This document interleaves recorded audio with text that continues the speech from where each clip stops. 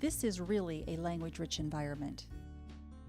It meets every child's needs, whether they're deaf or hard of hearing, or whether they have additional needs. So we individualize the materials and the instruction for each student, while at the same time trying to meet the goals set out by the state for all schools. So we follow the same Common Core standards in reading and math, science and social studies, and the elective courses. Our philosophy is that each child should learn content information, math, English, social studies, all that through 2 languages. And we know through research that the brain is able to accept more than 1 language, in fact thrives on 2 or more languages.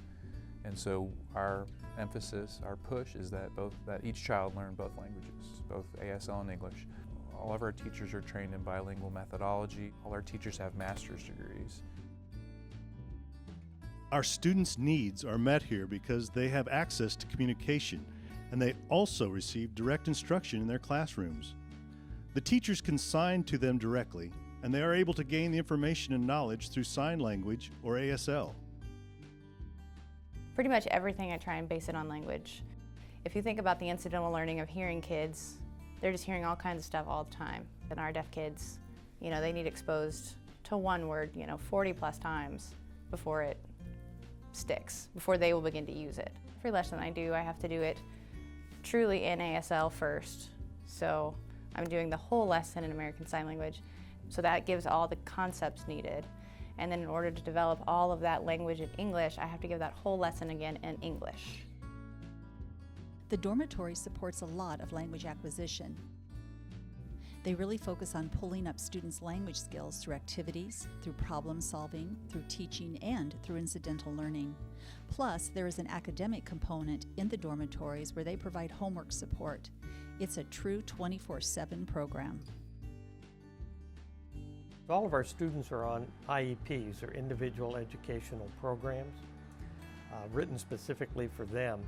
So many students need accommodations and modifications to the curriculums. And so we try to, rather than fitting students to a curriculum, we tend to fit curriculums to the students. As early as we can, finding out what they want to be and what path they need to take. We start looking at what their interests are, and then we help guide them through middle school and high school to get, have some job experience, job shadow, so that they know that they can be anything that they want to be. We have a dual placement program with the Olathe School District.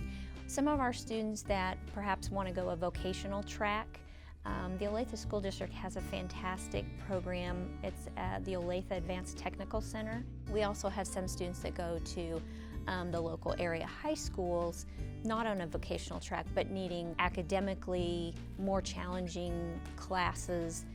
So our students have the opportunity to take those classes at the local public schools. This is actually the best place for a lot of children. It's not separate, it's not isolated. We go out on field trips, students go off campus all the time. They really do interact with the community of Olathe. We're not fenced in at all. This is a home away from home, and so really kids have 2 homes. They have KSD, and then they have their home with their families.